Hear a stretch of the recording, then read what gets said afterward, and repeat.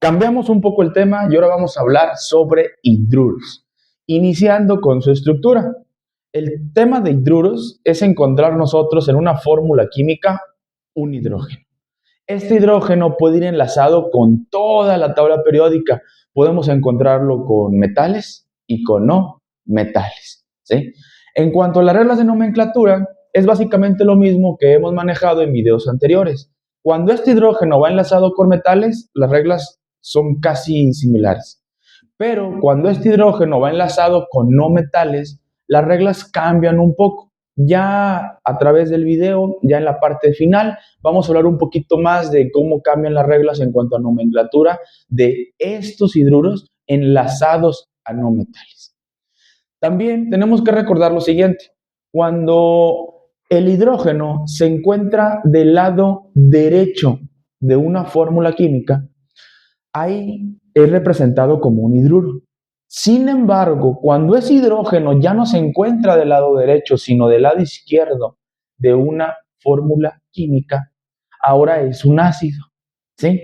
Esta parte de ácidos, y de una vez estamos haciendo referencia al siguiente video después de este. Es muy importante su identificación, que sepamos nosotros identificar entre un ácido y un hidruro. ¿De acuerdo? Bueno, pues ahora sí, sin más preámbulo, comenzamos. Iniciamos con los hidruros y hay que recordar lo siguiente. NS se refiere a nomenclatura sistemática, nomenclatura stock y nomenclatura tradicional respectivamente. Y vamos a resolverlo de la siguiente manera. Primero, toda la primera columna, luego la segunda columna y por último la tercera columna, resolviendo las primeras tres filas y al último dejando este. ¿Por qué razón? Bueno, ya cuando vayamos en este, ya se los iré diciendo. En cuanto a las reglas de nomenclatura, son básicamente las mismas que hemos manejado en videos anteriores. Por nomenclatura sistemática tenemos que utilizar una tablita en la cual está diferenciada por dos columnas, la primera por cantidades y la segunda su respectivo prefijo. Y estos se van a usar dependiendo la cantidad de átomos que tengamos de un elemento. Si nada más tenemos uno, pues su prefijo sería mono, dos, ti, 3 tri y así sucesivamente. Por la nomenclatura stock, ahí ya cambia un poco. Aquí tenemos que saber calcular números de oxidación. Y estas valencias o números de oxidación, recuerden que son exactamente lo mismo, van a ser de los elementos que están enlazados a mi grupo principal o a mi grupo que voy a nombrar. En este caso van a ser siempre los elementos del lado izquierdo. Estos elementos, ya que calculemos su valencia, tiene que ir esta entre paréntesis y en número romano por nomenclatura stock. Y cerramos por nomenclatura tradicional. Aquí, aparte de sabernos cómo calcular las valencias del elemento que está enlazado a mi grupo principal, yo utilizo otra tablita donde tengo que aparte recordar todas las valencias que tienen estos elementos y dependiendo de la cantidad van a ocupar una posición y por último, dependiendo cuántas sean y qué posición ocupen y con cuál esté trabajando nuestro compuesto, vamos a nosotros utilizar prefijos y sufijos respectivamente. Aquí también en la nomenclatura tradicional desaparece el artículo de. Si recuerdan en videos anteriores, en óxidos o hidróxidos, decíamos nosotros hidróxido de algo, óxido de algo, cuando lo nombrábamos por estas. Claro, con sus respectivas reglas de forma particular. Pero el punto aquí es que utilizábamos un de. Aquí desaparece también el artículo de y aparte de eso tenemos que agregar el elemento que está enlazado a mi grupo principal, ¿sí? O sea, en este caso a mis hidruros, tiene que ir en su raíz latinizada. Entonces, aparte de que tenemos que aprendernos todas estas reglas, tenemos que también nosotros darle una estudiada al latín de los elementos. ¿Sí? Bueno, entonces, dicho eso, entonces ahora sí podemos empezar con la nomenclatura. En el caso de la nomenclatura sistemática, solamente tenemos que utilizar la tablita e identificar la cantidad de átomos que hay de cada elemento. En este caso hay dos. Entonces, el prefijo para dos sería di. Entonces, escribimos di y escribimos lo que estamos nombrando, dihidruro de hierro. Y eso es todo. Hay que recordar que cuando es un átomo, ¿sí? Entonces se puede omitir el prefijo mono y se entiende que ahí solamente hay uno, ¿sí? En este caso, pues no tengo lo que sería la fórmula química, pero de una vez, de golpe, vamos a pasar de aquí a acá. En anteriores videos les he puesto diferentes grados de dificultad. Primero les puse, vimos específicamente cómo nombrar de aquí hacia las tres reglas. Y en el video anterior, en hidróxidos, ahora les puse uno en nomenclatura stock y cómo lo llevamos a la fórmula química. En este caso, ahora vamos a tener por nomenclatura tradicional cómo lo llevo a fórmula química y a partir de ahí ya nombrarlo por las otras dos nomenclaturas restantes. Entonces, por nomenclatura tradicional, hidruro cobáltico, ¿cómo lo llevo al principio? ¿Sí? ¿Cómo es su fórmula química? De la siguiente manera. Tenemos nosotros que sabernos todas las valencias del cobalto. En este caso, el cobalto tiene dos valencias, más 2 y más 3. Como en este caso está trabajando con Nico, entonces quiere decir que está trabajando con la valencia más grande. Igual se los anoto aquí. Tiene dos valencias, más 2 y más 3. La más chica sería oso y la más grande sería Ico. Entonces está trabajando con la más grande, con la de 3. Entonces escribo primero el hidruro, o sea, escribo el hidrógeno y le agrego el cobalto, que este es su símbolo. Entonces, como aquí el hidrógeno tiene que trabajar con una valencia fija. Aquí hay que recordar también lo siguiente. Habíamos mencionado que la UPAC nos establecía que teníamos que recordar las valencias fijas o aquellos que nada más tuvieran uno solo número de oxidación. En este caso, el hidrógeno tiene una valencia de -1, ¿sí? Al igual que los otros videos, que el oxígeno tiene una valencia de -2, el hidróxido de -1, los hidruros también tienen una valencia fija de -1. Por lo tanto, como el hidruro trabaja con una valencia de -1 y el cobalto ya me están diciendo que es con Ico, es decir, con la mayor, su valencia es de 3. Entonces se cruzan las cargas. Este 3 pasa a ser 3 átomos de hidrógeno y este 1 pasa a ser un átomo de cobalto, que ya no es necesario escribir el 1, se entiende que ahí nada más hay un átomo de cobalto. Por lo tanto, entonces mi molécula me quedaría así, COH3. ¿De acuerdo? Bueno, ya que tenemos eso, eso es todo. Así pasamos de nomenclatura tradicional a su fórmula química. Y de aquí ya lo podemos nombrar por cualquier nomenclatura. En este caso, por nomenclatura sistemática, ¿cuántos hidrógenos vemos aquí? Pues son 3. El prefijo para 3 sería tri. Entonces sería tri hidruro de cobalto. Y ya, eso es todo. En este caso tenemos ahora que seguir con la misma idea de arriba en cuanto a las valencias, ¿sí? Los elementos que tienen solamente una valencia no se va a seguir la regla tal cual por nomenclatura sistemática ni por cualquier tipo de nomenclatura, solamente se van a nombrar. En este caso tenemos potasio. El potasio se encuentra en el grupo 1 de la tabla periódica, entonces nada más tiene una valencia que sería de +1. ¿Sí? Por lo tanto, se omite lo que serían los prefijos y solamente nombro lo que es. ¿Sí? En esta situación sería un hidruro de potasio. Y ya, eso es todo. ¿De acuerdo? Esto sería nomenclatura sistemática. Pasando ahora a la nomenclatura stock, aquí ahora tenemos que empezar a calcular valencias, ¿sí? De los elementos que se están enlazando a mi grupo principal. ¿Cómo lo vamos a hacer? De la siguiente manera. Misma situación. Para nosotros poder calcular carga, siempre tenemos que ser conscientes de qué carga tiene mínimo uno de esos elementos, ¿sí? En este caso, el hidrógeno tiene una valencia de -1. Entonces, multiplicamos -1 por 2, son -2. Y aquí viene la frase repetitiva que hemos trabajado en anteriores videos. La suma de los números de oxidación tiene que ser igual a 0 para que esta molécula se encuentre estable. Por lo tanto, si este hidrógeno aporta -2, ¿cuánto tendría que aportar el hierro? Pues un +2. Quiere decir que la valencia del hierro con la que está trabajando sería la de +2. Ya que la obtenemos, entonces por nomenclatura stock tenemos que escribirle entre paréntesis y el número romano. Y se tiene que escribir. ¿Por qué? Porque el hierro sí tiene más de 2 valencias. Entonces aquí me quedaría como hidruro de hierro y entre paréntesis y el número romano la valencia con la que está trabajando. ¿De acuerdo? Bueno, en este caso hacemos lo mismo. Aquí ya calculamos la valencia que tiene porque partimos del nombre, ¿sí? Y también ya sabemos la cantidad de valencias que tiene también el cobalto. Supongamos el caso hipotético que no hubiéramos tenido esto, ¿sí? Entonces, hacemos lo mismo para calcular su carga. La carga fija del hidrógeno sería de menos 1 por 3 serían -3. La suma de los números de oxidación tendría que ser igual a 0 para que la molécula se encuentre estable, por lo tanto el cobalto trabajaría con +3. Aquí iría +3, que es con la que está trabajando, porque ya me dijo desde un principio, ¿sí?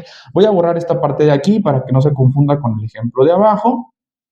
Y dicho eso, que yo ya sé que está trabajando con esta carga, entonces lo nombro y coloco en número romano su carga. Sería hidruro de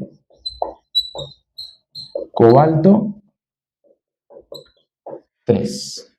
¿Sí? Ahora pasamos al siguiente. Misma situación. Como el elemento que se está enlazando a un lado tiene solamente una valencia, entonces omitimos las reglas de nomenclatura stock y solamente nombramos lo que tenemos. En este caso, entonces sería hidruro de potasio. Y eso es todo, ¿sí? Por último, pasamos a la nomenclatura tradicional. En este caso, aparte de calcular las valencias, como mencioné al principio, nosotros tenemos que sabernos todas las valencias que tienen los elementos, ¿sí? En este caso, el hierro tiene dos valencias, la de +2 y la de +3. Como tiene dos valencias, entonces ocupa dos posiciones. Como ocupa dos posiciones, a la valencia más chica sería oso y a la valencia más grande sería ico. Se los escribo por acá. Entonces, el hierro tendría +2 y +3. La más chica sería oso y la más grande sería ico. En esta situación, como ya calculé la carga, entonces ya sé que está trabajando con la de +2. Quiere decir que está trabajando con esta. Por lo tanto, su nombre sería un hidruro. Recuerden que eliminamos este artículo, el de, entonces ya no va y nombramos. Solamente que, aparte de nombrarlo, tenemos que escribir el nombre del elemento en su raíz latinizada. En este caso, el hierro, su latín es ferrum. Y le quitamos la U y la M y nada más nos quedamos con la palabra fer. Y a esta le vamos a agregar su respectivo sufijo al final. Por lo tanto, sería hidruro ferroso, y eso es todo, ¿sí? En este caso ya me dieron a mí el nombre, pero suponiendo que no tuviera el nombre y ya nada más tuviera esto, hacemos exactamente lo mismo. Tenemos que saber la cantidad de valencias que tiene el cobalto, que tiene dos valencias, +2 y +3, y aparte de eso, tenemos que calcular la valencia con la que está trabajando aquí, haciendo este cruce de cargas, ¿sí? O calculando las cargas multiplicando y diciendo esta frase repetitiva, ¿no? Que la suma de los números de oxidación tiene que ser igual a 0 para que esta molécula se encuentre estable. Ya que lo tenemos, entonces simplemente lo nombramos hidruro cobáltico. En este caso, su raíz latinizada pues no cambia mucho. Por último, vamos con En esta situación es básicamente lo mismo. Como el elemento que está en un lado tiene solamente una valencia, entonces se omiten las reglas de nomenclatura tradicional y solamente nombro lo que es. Entonces sería como hidruro de potasio. ¿Sí? Y ya, eso es básicamente todo. ¿Sí? Terminamos nombrando este compuesto. Si nosotros hemos puesto atención, hemos notado que solamente hemos nombrado hidrógenos que van enlazados a puros metales. Cambia un poco el nombre cuando el hidrógeno ahora está enlazado a un no metal. Primero vamos a nombrarlo por los tres tipos de nomenclatura que ya conocemos. En el caso de la nomenclatura sistemática, nada más identificamos la cantidad que hay de cada cosa. Como aquí hay 3, entonces el prefijo para 3 sería tri, hidruro de fósforo, nombrando el elemento que está enlazado a mi grupo principal. Por nomenclatura stock, pues ahora tenemos que calcular las valencias de este elemento. En este caso, recuerden que la valencia del hidrógeno es menos uno por 3 son menos 3, y la suma de los números de oxidación tiene que ser igual a 0 para que esta molécula se encuentre estable. Por lo tanto, el fósforo aporta una carga de más 3. Dicho eso, entonces esa carga va a ir en paréntesis y en número romano por la nomenclatura Stock. Entonces acá escribiríamos hidruro de fósforo y entre paréntesis la valencia con la que está trabajando, ¿sí? Por último, por la nomenclatura tradicional, nosotros tenemos que sabernos, aparte de calcular la valencia del elemento, cuántas valencias tiene. En este caso, el fósforo tiene dos valencias, más 3 y más 5. Se las escribo aquí. El fósforo tendría más 3 y más 5. Como tiene dos nada más, entonces, en base a la tabla, ocupa dos posiciones. La más chica sería oso, la más grande sería ico, respectivamente. Entonces aquí sería oso y aquí sería ico. En esta situación está trabajando con la carga de más 3, entonces quiere decir que es con la más chica. Su nombre entonces se concluiría como hidruro fosforoso, ¿sí? Y ya, eso sería todo por las tres nomenclaturas. Hasta aquí pues estamos repitiendo básicamente lo que hemos hecho. ¿Estamos de acuerdo? Estos tipos de compuestos, cuando los hidruros van enlazados a un no metal, tienen un nombre en específico. Ese nombre en específico se va a ubicar en nomenclatura tradicional. Quiere decir que va a pasar lo siguiente. Borramos esto y en realidad su nombre sería fosfina. ¿Sí? Ahora, no estamos diciendo que lo que escribimos está equivocado, ¿sí? Son las reglas, así se nombraría, pero la realidad es que es muy extraño, ¿sí? De hecho, yo también son muy pocas las veces que yo he llegado a ver este compuesto nombrado por alguna de las tres nomenclaturas que ya conocemos. Estos tienen un nombre especial. A este se le considera fosfina. Aquí entonces te voy a colocar una tabla de los nombres que tienen cada uno de estos hidruros enlazados con no metales. En el siguiente orden, en la parte de arriba los más comunes y en la parte de abajo los menos comunes o utilizados. Si estamos en un nivel bachillerato, usualmente nos van a llegar a poner hidrógenos enlazados con metales y aplicamos las reglas como lo hemos hecho. En algunos casos puede que nos lleguen a poner estos hidrógenos enlazados con un no metal. Entonces aquí les coloco la tabla en ese orden que les comento. Arriba como el más usado y hasta abajo los menos usados. Si ya estamos en un nivel de universidad enfocados en carreras que tengan que llevar o materias que tengan que involucrar química, entonces ahí puede ser que ahí sí les pongan toda la tabla. Entonces, en estas situaciones, nada más recordar su nombre en particular. ¿Sí? De esta manera cerramos el tema de hidruros y ya ustedes podían nombrar e identificar tres tipos de temas: óxidos, hidróxidos e hidruros. En el siguiente video vamos a ver cuando cambia la cosa. Aquí, si se dieron cuenta, el hidrógeno siempre lo teníamos del lado derecho de mi compuesto. Pero ¿qué pasa cuando ahora yo lo tengo del lado izquierdo? Ahí las reglas van a cambiar y ya estamos nombrando otra cosa.